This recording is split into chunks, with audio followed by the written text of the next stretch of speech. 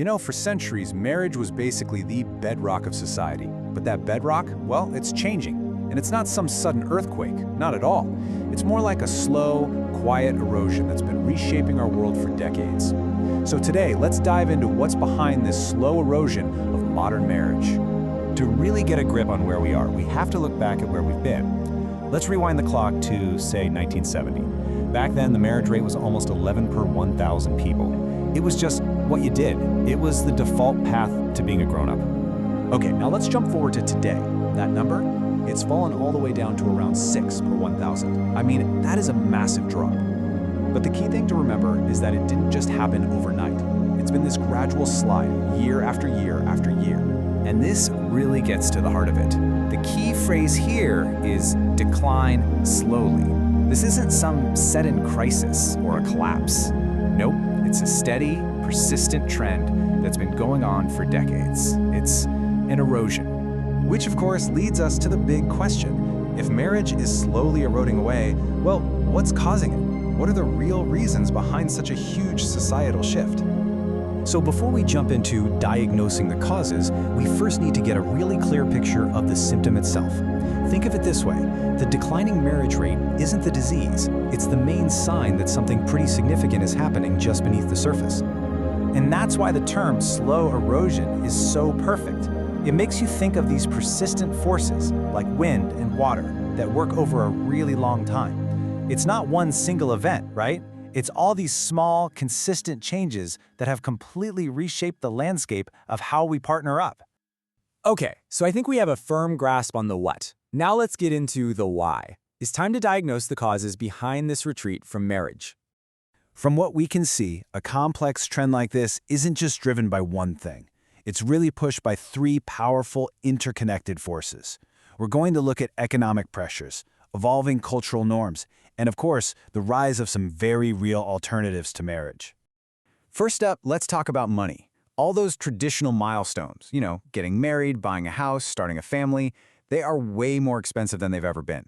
For a lot of people, just reaching that level of financial stability that was once considered a prerequisite for marriage, it just feels totally out of reach. At the same time, women's economic independence has skyrocketed, which means marriage is no longer an economic necessity for many. It's a choice. And running right alongside these economic shifts are massive cultural ones. I mean, there's way less social stigma attached to being single today. Our culture now puts this huge emphasis on individual achievement, on building a career, and on personal fulfillment. The whole focus has shifted from finding a partner to complete you to becoming a complete person on your own terms first. And that leads us right into our third major factor. Marriage just isn't the only game in town anymore if you want a committed, long-term relationship. Long-term cohabitation, just living together, is super common, it's socially accepted, and for a lot of people, it's basically the same thing as marriage. You can build a life, you can share finances, you can even raise kids together without ever officially tying the knot. Now, these economic, cultural, and social changes haven't happened in a bubble. They have fundamentally reshaped our entire society. So what does this new social landscape actually look like? What are the real-world impacts of all this? The transformation is just stark. In the past, marriage was the default, the main road pretty much everyone was expected to travel. Now, it's just one of several highways you can choose from.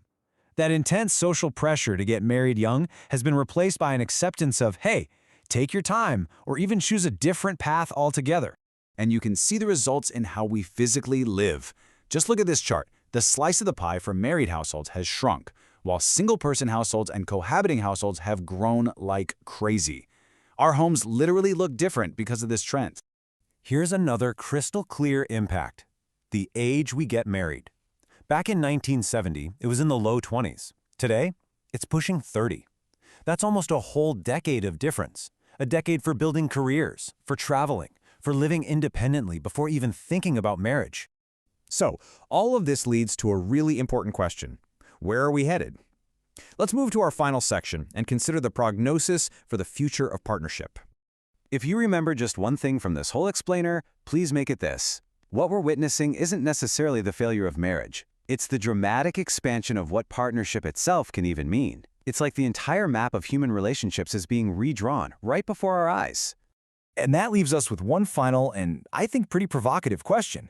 When you consider all these deep shifts we've talked about, Is the institution of marriage slowly vanishing into the history books, or is it actually evolving into something maybe leaner, more intentional, and better suited for the 21st century? It's definitely something to think about.